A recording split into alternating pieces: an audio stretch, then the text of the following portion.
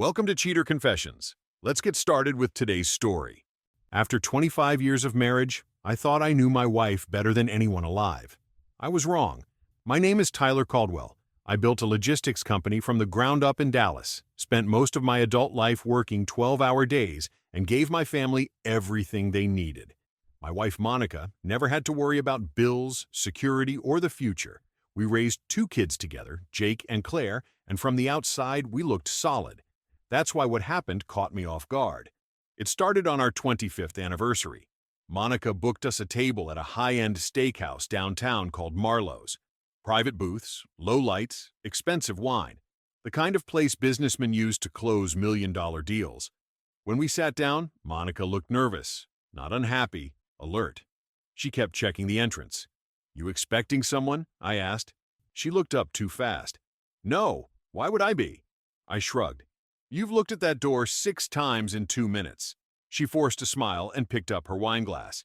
"Maybe I'm waiting for my husband to say something romantic for once." I smirked a little. 25 years and you're still waiting?" Normally she would have laughed. That night she barely reacted. Halfway through dinner, a group walked through the restaurant toward a private event room in the back. Monica's eyes locked onto one man immediately. Mike Lawson. I knew him vaguely. Real estate developer, smooth talker, the kind of guy who always acted like every room belonged to him. The second he noticed Monica, he smiled. Not polite, personal. He gave her a small nod as he walked past. That was enough for me. "You know Mike Lawson now?" I asked calmly. Monica cut into her steak without looking at me. "We've met before." "Where?" "At charity events." "Don't start." I leaned back in my chair. "I didn't start anything." A few minutes later, her phone buzzed beside her plate. She glanced down at the screen, then grabbed her purse. "I need to take this," she said quickly. "On our anniversary dinner?" "It's Claire." "Then answer here." Her jaw tightened. "It'll take 2 minutes." She walked off toward the hallway near the private event rooms. 10 minutes passed, then 20. At 30 minutes, I called her, straight to voicemail. I stood up and walked toward the bar. One of the floor managers, a guy named Steven I'd known casually for years, spotted me. "You all right, Tyler?" he asked. "You seen my wife?" Steven hesitated. That pause told me everything. "She left through the side corridor," he said quietly. "Mike Lawson was with her." I stared at him for a second. "You sure?" Steven nodded once. "Didn't look business-related." I thanked him and walked back to the table. I didn't text her again, didn't call, didn't make a scene. 40 minutes later, Monica returned, adjusting her bracelet like nothing happened. "You okay?" she asked casually as she sat down. I looked directly at her. "Where were you?" Her expression hardened immediately. "Seriously? You disappeared with Mike Lawson on our anniversary." She laughed once, sharp and fake. "You sound insane." "That's so." "Yes. Mike was showing me photos from a charity project." "Grow up, Tyler." I stared at her for a long moment. Then I nodded slowly. "All right," I said. But inside, something had already shifted. And once that switch flipped in me, there was no turning it back. The drive home was quiet. Monica kept scrolling through her phone while soft jazz played through the speakers. Every now and then, I caught her smirking at something on the screen. I kept my eyes on the road. When we pulled into the driveway, she grabbed her purse and opened the door. "You're seriously going to sulk over dinner?" she asked. I locked the truck. "You disappeared with another man for 40 minutes." She rolled her eyes. "You're acting jealous." "No," I said calmly. "I'm acting observant." That shut her up for a second. Inside the house, Monica headed upstairs without another word. I stayed in the kitchen, poured myself a glass of water, and thought about Steven's face at the restaurant. The hesitation. People hesitate when they know the truth is ugly. The next morning, Monica acted completely normal. She made coffee, talked about Claire's wedding plans, and kissed me on the cheek before leaving for Pilates. Like the night before never happened. That was when I stopped guessing and started moving. 3 days later, I sat inside a small office building 20 minutes outside downtown Dallas. The name on the glass door read, Black Ridge Investigations. Victor Mercer looked exactly like a man who spent 30 years dealing with liars. Mid-60s, gray beard, no wasted words. "You think your wife's cheating," he said. "I think she's been lying." Victor nodded once. "Usually the same thing." I slid a photo of Monica across the desk, then another of Mike Lawson. I want facts, I said, not theories. You ready for whatever comes back? I wouldn't be here otherwise. For the next month, I said almost nothing at home. I watched. Monica suddenly had girls' nights twice a week, random shopping trips, spa appointments that somehow lasted 6 hours, and her phone never left her hand. One Tuesday evening, she stepped outside to take a business call. The second the back door closed, my phone buzzed. It was Victor. "You need to see this," he said. An hour later, I sat across from him, staring at glossy photographs spread across his desk. Monica, Mike Lawson, outside a hotel parking garage in Fort Worth, his hand on her waist. Then another photo, her kissing him, not quickly, not by accident. 25 years of marriage suddenly felt worthless sitting in my hands. Victor leaned back quietly. "This isn't recent, Tyler." I looked up at him. "How long?" He slid a folder toward me. "About 5 years." I spent the next 2 hours inside Victor Mercer's office going through evidence that rewrote the last 5 years of my life. Hotel receipts, flight records, photos from restaurants, resorts, private rentals. Mike Lawson wasn't some random mistake. He'd been part of my marriage for years. Victor opened another folder. Your business trips lined up almost perfectly with their meetings. I looked down at the dates: Chicago, Denver, Atlanta. Every time I was out building contracts and growing the company, Monica was meeting another man behind my back. "You tell her you'd be gone in advance?" Victor asked. "Of course." He nodded. "Then she planned around you." That part didn't sting. Planning meant intention. Intention meant this wasn't emotional confusion. It was choice. I kept flipping through the file. Then I stopped. Bank transfers. Small amounts at first, then larger ones. "What's this?" Victor adjusted his glasses. Monica transferred money to an LLC connected to Mike Lawson. Started about 3 years ago. "How much?" "Little over 90,000 total." I stared at him. $90,000. Not stolen all at once, hidden carefully over time. I leaned back slowly. "So she financed him too?" Victor didn't answer. He didn't need to. Then he slid a recorder across the desk. "They met yesterday afternoon," he said. "I got close enough to pick this up." I pressed play. At first it was just background noise, then Monica's voice, clear as day. Mike laughed about something before saying, "Your husband's still buying all this?" Monica chuckled softly. "Tyler notices schedules, numbers, business stuff. People? Not so much." Mike laughed harder. Then came the line that finished it. "He's predictable," Monica said. "That's why this has worked so long." I clicked the recorder off. For a few seconds, the room stayed dead quiet. Victor watched me carefully, probably expecting yelling, maybe a breakdown. Didn't happen. I stood up calmly and gathered every document into the folder. "You all right?" he asked. "Yeah." "You don't sound angry." I looked him straight in the eye. Angry men make mistakes. That night, I went home and ate dinner across from Monica while she talked about some couple we knew renovating their lake house. I barely listened, because while she talked, I made decisions.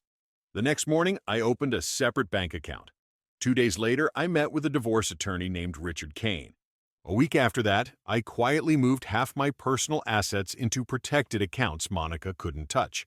I didn't confront her. Not yet. A man only gets one clean shot at leaving a situation like this, and I intended to do it right. 2 weeks later, I asked Monica to dinner. Same restaurant, same table. The second we sat down, she smiled across at me like things were normal again. "I'm glad you finally stopped being moody," she said while opening the wine menu. I looked at her calmly. "Order whatever you want." That should have been her first warning. Monica spent the first 10 minutes talking about Claire's wedding venue and some vacation she wanted us to take in the fall. I let her talk, didn't interrupt once. Then the waiter walked away after taking our order, and I slid a thick envelope across the table. Her smile faded slightly. "What's this?" "Open it." She looked confused but pulled out the first photograph. Mike Lawson kissing her outside the Fort Worth hotel. Her face lost color immediately. She dropped the photo back into the envelope. "You hired someone?" "I did." "You went through my private life?" I almost laughed. "Your private life?" I leaned forward slightly. "You mean the one where you sleep with another man while I'm working?" Her jaw tightened. "Keep your voice down." "No!" That got her attention. For the first time in 25 years, Monica looked uncertain around me. She tried recovering quickly. Tyler, you don't understand. I understand perfectly. I pulled out hotel receipts and laid them beside her wine glass. 5 years. She stared at the papers silently. Then came the predictable part. This isn't all what it looks like. Really? Because it looks exactly like adultery. A couple at the nearby table glanced over. Monica noticed and lowered her voice. You're embarrassing me. I looked around the restaurant calmly. You should have thought about that before using this place like your personal meeting spot. That one landed hard. Monica stared at the photos again before looking back at me. How much do you know? She whispered. Enough. Her eyes narrowed instantly. So, that's what this is? You want to punish me because you ignored me for years? There it was. The blame shift. I leaned back in my chair. You had every option in the world before cheating. Conversation, counseling, divorce. I paused. Instead, you built a second relationship while sleeping in my bed. Monica rubbed her temples like she was the victim in all this. It just happened. I shook my head once. No, accidentally dropping a glass just happens. 5 years takes commitment. Silence. Then I pulled one final document from the envelope and placed it in front of her. Divorce papers. Monica stared at them like they were written in another language. You're serious? She asked quietly. I stood up, pulled my wallet out, and placed enough cash on the table to cover dinner. Completely. Tyler. No. I looked directly at her. You don't get explanations from me anymore. Then I adjusted my jacket and walked away from the table. I didn't look back once, and before Monica even made it home that night, I was already gone. By the time Monica got home, my closet was empty. Not half empty, completely cleared out. My watches were gone, my passport, my office files, even the framed photo from my desk had disappeared. She called me immediately. My number had already been disconnected. She tried texting. Nothing delivered. By midnight, she was calling everyone she could think of. Friends, family, employees from my company. Nobody told her anything because nobody knew much. I planned it that way. The next morning, Monica drove straight to my office downtown. My assistant, Sandra Mitchell, met her in the lobby before she reached the elevators. Where's Tyler? Monica demanded. Sandra stayed professional. Mr. Caldwell is unavailable. I'm his wife. Sandra gave her a look that barely moved. You'll need to speak with his attorney. Then she handed Monica a business card. Richard Kane. Monica later told Claire that was the moment panic really hit her. Not when I left the restaurant. Not when she saw the empty closet. When she realized I had already built an exit before confronting her. Meanwhile, I was sitting in a condo outside Nashville drinking black coffee and reviewing divorce paperwork. Quiet. No fighting, no emotional speeches, just decisions. 3 days later, Monica finally reached Jake. He called me afterward. She's losing it, he said. I stayed silent. Jake sighed heavily. She kept saying you overreacted. I laughed once under my breath. Did she? She wanted me to convince you to come home. And? I told her home ended when she started sleeping with another guy. That was the first time I felt something close to relief. Not revenge, relief, because my son saw the situation clearly without me poisoning him against his mother. Claire took longer. Monica cried to her constantly, talking about mistakes and misunderstandings. But Claire eventually asked the only question that mattered. How many times did you lie to Dad's face? Monica couldn't answer it. A week later, Richard finalized temporary asset restrictions and filed officially for divorce. Monica fought hard at first. Not for me. For appearances. She didn't want people knowing why I vanished. But secrets don't survive long in Dallas circles, especially not when Mike Lawson's name started floating around country clubs and charity events. One evening, Richard called me while I was walking outside near the riverfront. You know what's interesting? He said. What? Your wife still thinks this is salvageable. I stopped walking. No, I said calmly. She thinks I'm still the same man she lied to. But that version of me stayed behind in Dallas, and he wasn't coming back. The divorce took 8 months. Monica dragged parts of it out longer than necessary, mostly because she thought time would soften me. Every few weeks, Richard Kane would call with another message from her. She wants to meet privately. No. She says she needs closure. She had 5 years to think about closure. Eventually, even Richard stopped asking. Texas wasn't kind about infidelity during divorce proceedings once financial deception entered the picture. The transfers Monica made to Mike Lawson became a serious problem for her, especially when forensic accountants uncovered more. luxury gifts, private travel, a condo lease Mike couldn't fully afford on his own. Monica hadn't just cheated. She financed the affair using marital money. That changed everything. When the settlement finalized, Monica kept the house, but far less cash than she expected. I kept full ownership of my company, and most investment accounts stayed protected because I moved early and legally. The day the divorce became official, Monica went straight to Mike Lawson's condo. At least that's what Jake told me later. Apparently, she showed up expecting comfort, maybe commitment, maybe some fantasy ending where the affair finally became a real relationship. Instead, Mike opened the door looking irritated. Jake heard the story from one of Mike's friends weeks later. Monica walked in crying, talking about sacrifice and how she blew up her life for him. Mike's response was cold. "I never told you to leave your husband." That sentence ended whatever illusion she'd been living in. By then, Mike was already seeing a younger woman from Houston. The affair only worked when it was hidden. Once real life entered the picture, he wanted no part of it. Meanwhile, my life got quieter. Better. I bought a house outside Nashville with a lake behind it, and enough distance from Dallas to breathe again. I got back into training, cleaned up my routine, and started feeling like myself again. That's where I met Vanessa Cole. No drama, no games. She owned a small interior design business and spoke exactly the way honest people do, directly. One night, we sat outside near the water drinking bourbon when she finally asked about Monica. "You ever miss her?" she said. I thought about it honestly before answering. "I miss who I thought she was." Vanessa nodded slowly like she understood immediately. And that was the difference. With Monica, every conversation near the end felt like strategy. With Vanessa, things felt simple, real. The strange part was this. After 25 years of marriage ending the way it did, I expected anger to stay with me. It didn't. Once I disappeared from Monica's life, the weight disappeared too. 2 years after the divorce, I returned to Dallas for Claire's wedding. Vanessa came with me. The ceremony was held at a private estate outside the city. String lights hung across the courtyard, live music played near the garden, and waiters moved through the crowd carrying champagne trays. When Vanessa stepped out of the car beside me, heads turned. Not because she was flashy, because she carried herself with calm confidence. And people noticed the difference in me standing next to her. Relaxed, steady, like a man who no longer carried dead weight on his back. Jake greeted us near the entrance and pulled me into a hug. "Good to have you here, Dad. Wouldn't miss it." Then his expression shifted slightly. "She's here already." I knew who he meant. Monica stood near the courtyard fountain speaking with relatives. Dark blue dress, hair perfectly done. From a distance, she still looked like the woman I married. Up close, she looked tired, not physically, mentally. The kind of tired people carry when consequences finally settle in permanently. The second her eyes found me, she froze.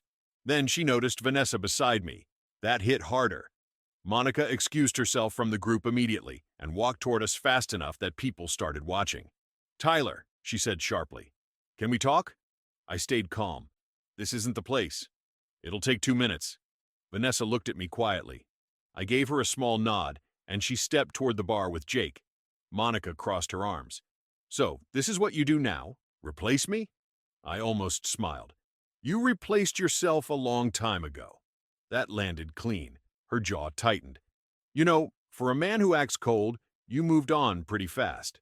"No," I said evenly. "I moved on the second I realized my marriage was fake." For a second I thought she might actually cry. Instead, she lowered her voice. "Did 25 years really mean that little to you?"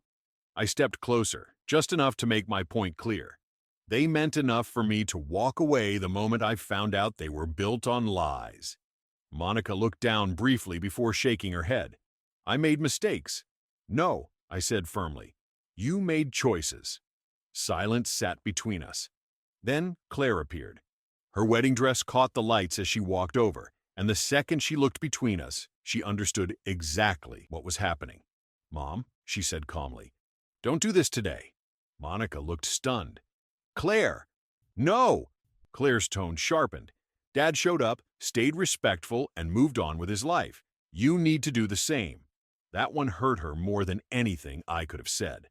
Monica looked at me one last time like she wanted another chance to explain herself. I gave her nothing. Then I turned, took Vanessa's hand, and walked toward my daughter's wedding while Monica stood alone beside the fountain watching us leave. A few days after Claire's wedding, I sat on the back porch of my house watching the sun disappear behind the lake. Vanessa sat beside me barefoot in one of my hoodies, reading a book with a glass of wine in her hand. Quiet, peaceful, no tension hanging in the air. That still felt strange sometimes. For years, I lived inside constant pressure without realizing it. Business stress, marriage stress, the slow exhaustion of sharing a house with someone hiding a second life behind your back. You don't notice the weight while you're carrying it. You only notice it once it's gone. Vanessa looked over at me. You've been quiet since Dallas. I was thinking. About Monica? Not really. I took a sip of bourbon. About how close I came to wasting more years pretending everything was normal. Vanessa nodded slowly and went back to her book. That was another thing I appreciated about her. She didn't push conversations just to fill silence. Later that night, Jake called to check in. We talked for a few minutes about the wedding, life back in Dallas, and how different things felt now compared to 2 years earlier. Then his voice became more serious. Mom's still having a hard time. I leaned back in my chair. I figured. She asked if I thought you'd ever forgive her. And what'd you tell her? Jake didn't hesitate. I told her forgiveness and access aren't the same thing. I smiled slightly. Smart kid. After we hung up, I sat outside another hour thinking about everything that happened. People probably expected me to destroy Monica after the affair came out, scream at her, humiliate her publicly, drag her through court for years. But revenge wasn't what finally gave me peace. Walking away did. That's the part people don't understand. Monica spent years believing she controlled the situation because she controlled the secret. She thought if the truth ever came out, I'd stay emotionally trapped long enough for her to manage the damage. She was wrong. The moment I understood who she really was, I stopped arguing, stopped chasing answers, and stopped giving her access to me. Then I vanished without a word. And looking back now, after 25 years of marriage, it was the smartest decision I ever made. Thank you for watching.